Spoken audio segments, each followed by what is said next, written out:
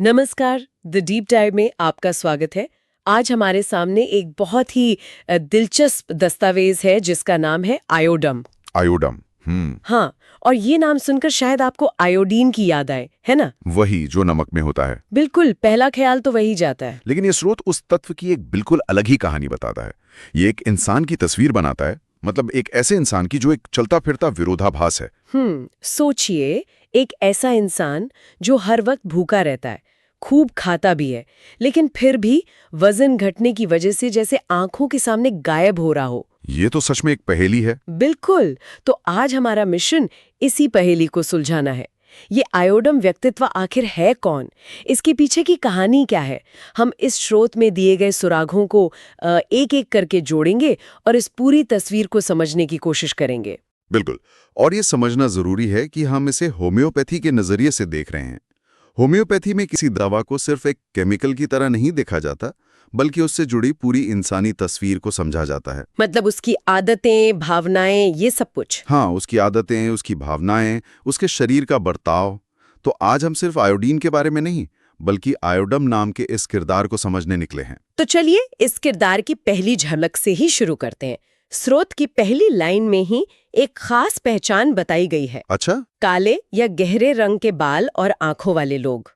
ये अपने आप में एक अजीब शुरुआत है ना? देखते हैं ये सुराग हमें कहाँ ले जाता है। बहुत दिलचस्प। तो इस पहेली का सबसे बड़ा और मुझे लगता है सबसे उलझा हुआ हिस्सा है इस इंसान की भूख और उसके शरीर का हाल। एक तरफ स्रोत कहता है जबरदस्त भूख, व्यक्ति खूब खाता है। यहाँ तक तो सब नॉर्मल लगता है, लेकिन अगली ही लाइन में लिखा है फिर भी उसका वजन लगातार घटता जाता है। एक मिनट, ये दोनों बातें एक साथ कैसे सच हो सकती हैं? ये तो कोई सेंस ही नहीं बना रहा। और यही आयोडम का सबसे बड़ा पहचान चिन्ह है। ये एक ऐसा विरोधाभास है जो सीधा इशारा करता है कि शरीर का जो इंजन है ना, यानी उसका मेटाबॉलिज्म बहुत तेज चल रहा है। बहुत तेज, जरूरत से ज्यादा तेज। जैसे किसी गाड़ी का एक्सेलरेटर ही फंस गया हो। वो लगातार ईंधन तो मांग रही है, लेकिन सारी ऊर्जा जलकर धुएं में उड़ रही है, शरीर को लग ही नहीं रही। अच्छा। और ये हमें सीधे थायराइड ग्रंथि की तरफ ले जाता है, जिसके काम के लिए आयोडीन सबसे ज्यादा जाना जाता है। मतलब ये सिर्फ भूख नहीं है, ये एक तरह की इमरजेंसी है शरीर के लिए। बिल्कुल। स्रोत में एक और बात लिखी है जो इसे और साफ करती है। व्यक्ति को हर कुछ घंटों में खाना ही पड़ता है, और अगर ना खाए तो चिंतित और परेशान हो जाता है। ये तो एक बेचैनी से जुड़ी भूख है। हाँ, और उस बेचैनी का स्विच ऑफ बटन क्या है? खाना। स्रोत कहता है खाना खाते समय या पेट भरने के बाद बेहतर महसूस करता है। ओह। जैसे ही शरीर को ईंधन मिलता है, उसकी घबराहट, चिंता, परेशानी सब शांत हो जाती हैं। लेकिन ये राहत बस थोड़ी देर की है, क्योंकि इंजन इतना तेज चल रहा है कि वो ईंधन तुरंत जल जाता है और शरीर फिर से चिल्लाने लगता है। और ऐसी मेटाबॉलिज्म से जुड़ा एक और बड़ा अजीब सा लक्षण है। लिखा है सुबह से रात तक खाली डकारे आना, जैसे खाया हुआ हर कण हवा में बदल गया हो। ये तो बहुत ही अजीब तस्वीर है। मतलब खाना पेट में जाकर ऊर्जा बनने के बजाय बस हवा बन रहा है। ये सुनने में बड़ा अजीब लगता है ना? अगर कोई मरीज आकर आपको ये बताए तो शायद आपको हंसी भी आ जाए। हाँ बिल्कुल। लेकिन एक होम्योपैथ के लिए ऐसा अजीब लक्षण सोने की खान जैसा है, क्योंकि आम लक्षण तो हजारों बीमारियों में मिलते हैं, पर जैसे हर कण हवा में बदल गया हो वाली फीलिंग बहुत खास है। ये वो अनोखा सुराग है जो सीधा आयोडम की तरफ इशारा करता है। ठीक है, तो पहला सुराग हमें मिला कि इस इंसान का इंजन बहुत तेज और गर्म चल रहा है। अब सवाल यह है कि इस ओवरहीटिंग का असर शरीर की बाकी मशीनरी यानी उसके ग्लैंड्स पर क्या होता है? स्रोत में ग्लैंड्स के बारे में बहुत कुछ कहा गया है। हाँ, ग्लैंड्स आयोडम का दूसरा बड़ा कार्यक्षेत्र है, और यहां भी हमें वही विरोधाभास देखने को मिलता है। अच्छा। एक तरफ स्रोत कहता है कि थायराइड, प्रोस्टेट, अंडाशय जैसे ग्लैंड्स सूजकर बड़े और सख्त हो जाते हैं। इसे हाइपरट्रॉफी और इंडुरेशन कहते हैं। लेकिन फिर एक और अजीब बात लिखी है।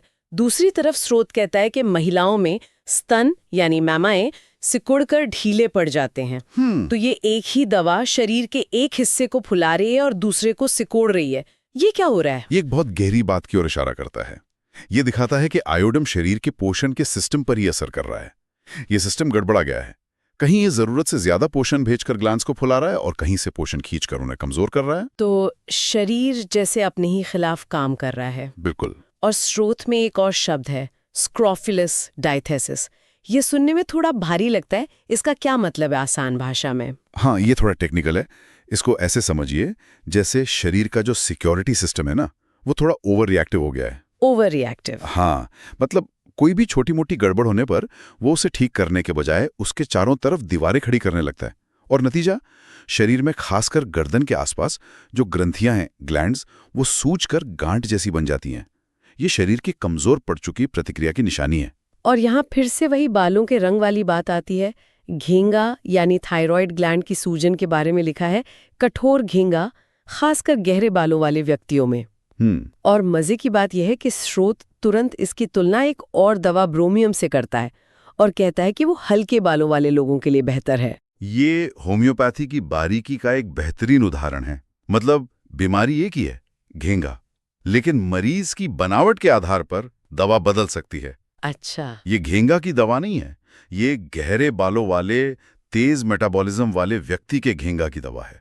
ये बहुत ही व्यक्तिगत इलाज है। तो ये जो शरीर का इंजन इतनी तेजी से दौड़ रहा है और अंदर ही अंदर एक लड़ाई चल रही है, इसका सीधा असर तो शरीर के मेन पंप यानी दिल पर पड़ता होगा ना? वहां क्या होता है? जाहिर सी बात है, जब मेटाबॉलिज्म तेज होगा तो दिल को पूरे शरीर में खून पहुंचाने के लिए दुगनी मेहनत करनी पड़ेगी।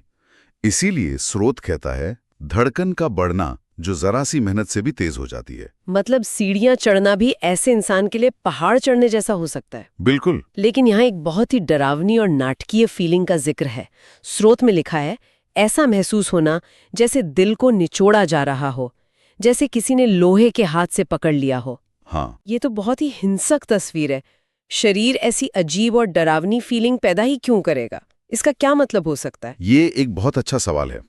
ये हमें बताता है कि लक्षण सिर्फ शारीरिक नहीं होते। ये जो लोहे के हाथ से जकड़ने वाली फीलिंग है ना, ये उस इंसान की अंदरूनी हालत को दर्शाती है। अच्छा। वो शायद अपनी जिंदगी में भी ऐसा ही महसूस कर रहा हो, जकड़ा हुआ, दबाव में और बहुत ज्यादा तनाव में।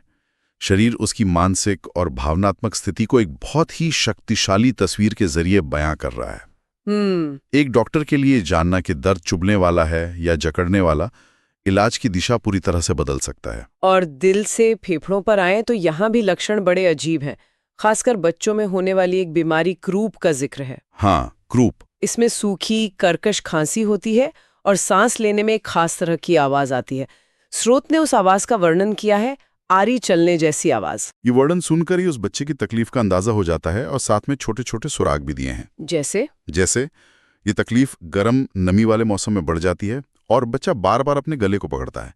ये छोटी छोटी बातें ही सही दवा तक पहुंचने में मदद करती हैं। अब तक हमने इस आयोडिन व्यक्तित्व के बड़े बड़े पैटर्न देखे हैं, लेकिन जैसा किसी भी अच्छी जासूसी कहानी में होता है, असली सुराग तो अक्सर छोटी छोटी अजीब सी दिखने वाली बातों में छिपा होता है। सही बात है। स्रोतों में ऐसी कई अजीब बातें लिखी हैं। बिल्कुल। और होम्योपैथी में इन्हीं अजीब, दुर्लभ और अनोखे लक्षणों को सबसे ज्यादा अहमियत दी जाती है। जैसे कि कब्ज के बारे में एक लक्षण है, मल त्याग की इच्छा तो होती है पर होता नहीं।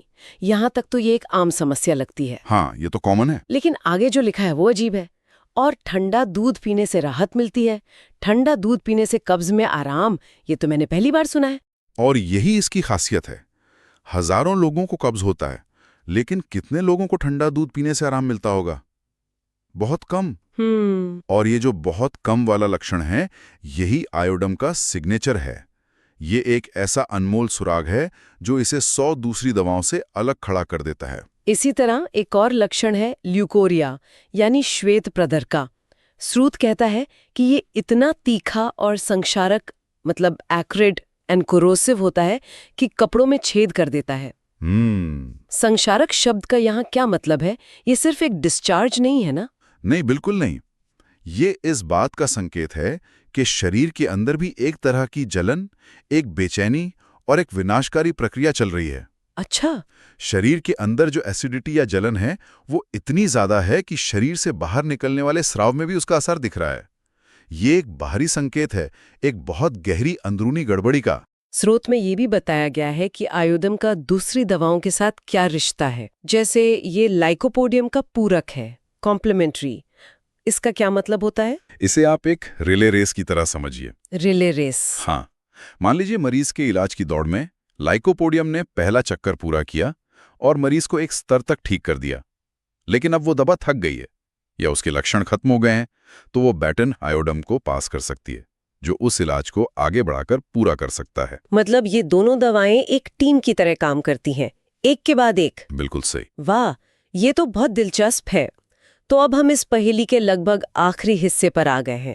हमने इस इंसान की तस्वीर बना ली है, लेकिन आखिरी सुराग ये है कि कौन सी चीजें इस तस्वीर के रंगों को और गहरा करती है और कौन सी उन्हें हल्का करती हैं।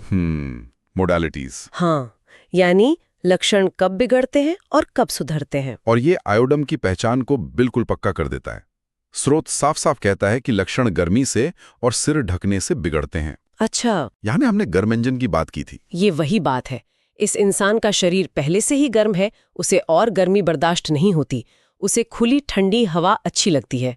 और अब सबसे रहस्यमयी बात, घेंगा के बारे में स्रोत में लिखा है, ये सबसे अच्छा काम करता है जब पूर्णिमा के बाद या घटते चंद्रमा के दौरान दिया जाता है। हाँ। अब इसका क्या मतलब निकाला जाए?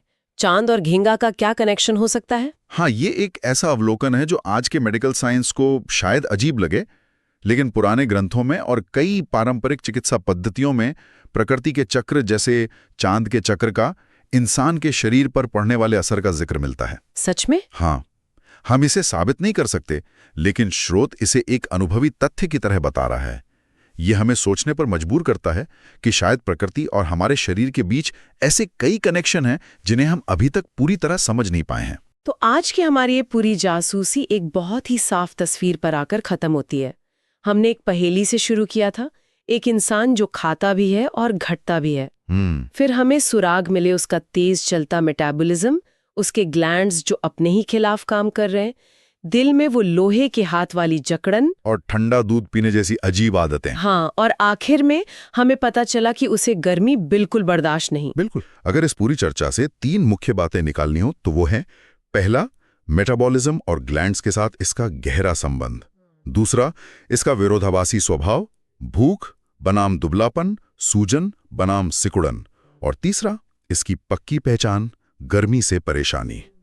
ये 3 चीजें आयोडम व्यक्तित्व का सार हैं। और जैसा कि हम हमेशा करते हैं, हम अपने श्रोताओं के लिए एक सवाल छोड़कर जाना चाहेंगे जो इसी स्रोत से निकला है। अच्छा।